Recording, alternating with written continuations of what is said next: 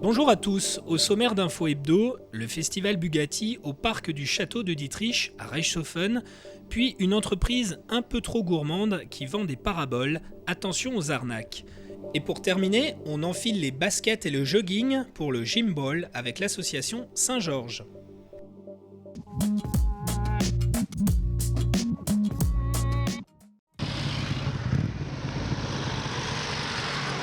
À l'occasion du 22e festival Bugatti, les tacos ont fait un petit détour par le château de Dietrich à Reichshofen. Une quarantaine de voitures étaient présentes, mais les visiteurs n'avaient d'yeux que pour la petite dernière de Bugatti, la Veyron. Présentée il y a seulement 2 semaines pour la première fois au public, elle compte pas moins de 1000 chevaux sous son capot. Malheureusement, la plupart continueront à rouler en taco, puisque la Veyron ne sera fabriquée qu'en 300 exemplaires avec un prix de départ de 1,2 million d'euros.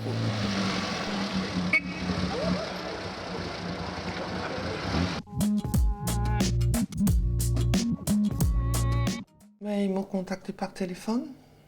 Attention aux arnaques. Suite à un appel téléphonique nous annonçant une vaste campagne de vente à domicile de systèmes de réception télé par satellite, nous avons décidé de recueillir le témoignage d'une habitante intriguée par les arguments du vendeur et de placer une caméra cachée lors de sa visite. On est chargé de recenser l'ensemble des foyers, donc de toute façon...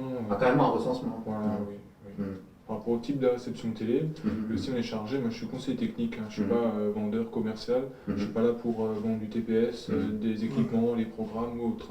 Je suis là pour trouver la meilleure façon en fait, pour vous d'avoir le numérique, je vous conseille en fait. Il a commencé à déballer ces trucs-là, nous expliquer que d'ici peu, il n'aura plus de télé, il n'aura plus d'analogique, ce sera terminé. Et si nous ne nous équipons pas, nous n'aurons plus de télé, quoi. On se rapproche un peu des publicités mensongères, on se rapproche de ce genre de choses. Et c'est vrai que les gens sont prêts à tout pour vendre leurs produits. Donc on va partir sur une nouvelle technologie, comme vous le dites, la fin de l'analogique pour revenir au numérique. On va avoir des gens qui, profitant d'une canicule qui est intervenue il y a quelque temps, vont forcer pour vendre des clims. On va avoir un tas d'arguments développés par ces personnes. Et on se retrouve souvent avec des individus qui au départ sont des commerciaux et se révèlent très très rapidement comme étant des gens pouvant faire preuve de pression, voire d'autres manœuvres frauduleuses pour abuser les plus faibles. De nombreux habitants des environs ont été démarchés par cette entreprise.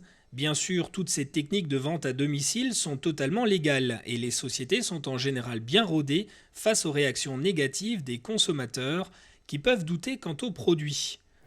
Et en fin de compte, il a sorti un bon de demande et que nous avons 15 jours pour réfléchir, mais nous devons remplir ce bon et le signer. Il nous a mis le bon et on a vu que c'était un bon de commande. J'ai dit c'est un bon de commande, il a dit non. J'ai dit c'est un bon de commande, il y a marqué bon de commande dessus. Donc la télé analogique c'est fini quoi. C'est en voie de disparition. On sait de toute façon que un satellite, les 2 derniers satellites analogiques qui restent, c'est pour les chaînes allemandes Astracom, pour les chaînes françaises Télécom. Donc ils ont une durée de vie maximum de 15 ans. Ils ont été envoyés en 90, donc là on sait que c'est une question de mois avant que de toute façon... Ils nous tournent sur la tête quoi. Non, ils vont s'exploser dans le ciel de toute façon à 36 000 km là-haut, mais ils vont renvoyer des satellites numériques. Et après avec le numérique, c'est soit les abonnements, soit les chaînes gratuites, comme vous les aviez avant avec un râteau. Mais bon, il faut savoir qu'il y a un investissement quand même au départ. Cela dit, lorsqu'on apprend le prix d'un tel système de réception numérique, on est en droit de se poser quelques questions. En fin de compte, ça revenait à 3 200 € si on payait tout de suite. Et si on ne payait pas tout de suite, si on ne signait pas tout de suite, ce serait 400 € en plus. Et après, on pouvait payer tous les mois 65 € pendant 7 ans. En fin de compte, on a fait le calcul, ça serait revenu à 5 800 €. 5 800 € pour une parabole avec son récepteur numérique, cela fait quand même bondir, sachant qu'en plus dans ce prix, vous n'aurez pas l'accès aux chaînes des bouquets les plus connues, telles TPS ou Canal Satellite. Pour y accéder, il faudra encore payer les frais d'abonnement qui peuvent varier de 20 à 70 € par mois, suivant la formule. À ce prix-là, mieux vaut aller chez son installateur agréé habituel. Ce qu'il faut faire, c'est surtout nos aînés qui sont les plus exposés à ce genre de choses. Ce qu'il faut faire, c'est refuser tout rendez-vous pris par téléphone. Si on est réellement intéressé, ne jamais se retrouver seul le jour où les gens vont venir. S'entourer de la famille, s'entourer d'un voisin, s'entourer de personnes qui pourront être présentes lors de cette entrevue.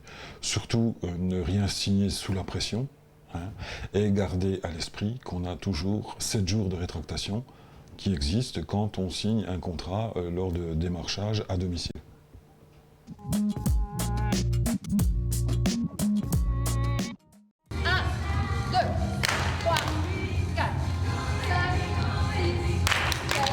Ici, c'est Geneviève qui donne le tempo. Depuis le 12 septembre, l'association Saint-Georges a repris ses activités au complexe sportif de Reichshofen. Des cours traditionnels de gym sont bien sûr proposés, mais de nombreuses nouveautés ont été mises en place, comme de la gym pour hommes ou encore le cours proposé par Geneviève.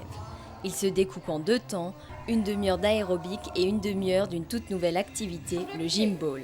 Explication.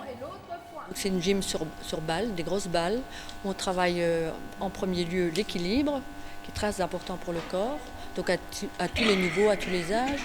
Dans ce cours en particulier, on travaille aussi renforcement musculaire, beaucoup, les abdos surtout, le dos, les étirements et surtout la colonne vertébrale.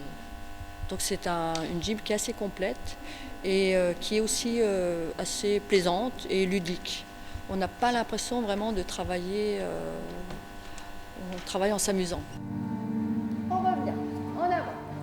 Voilà, on aspire en soufflant, on revient tout doucement, une main après l'autre en arrière, par étapes, lentement. Et les 20 personnes présentes sont plutôt convaincues par ce nouveau sport. J'ai été très impressionnée quand même de toutes ces chaînes musculaires qui ont travaillé. Ça avait l'air de rien, mais en fin de compte, on a quand même bien travaillé les muscles profonds. Moi je trouve ça super parce qu'on travaille énormément de choses et on n'a pas du tout l'impression, c'est vraiment une approche très ludique. Si vous aussi vous souhaitez tester le gym ball, venez retrouver Geneviève le lundi de 18h30 à 19h30 au complexe sportif de Reichshofen.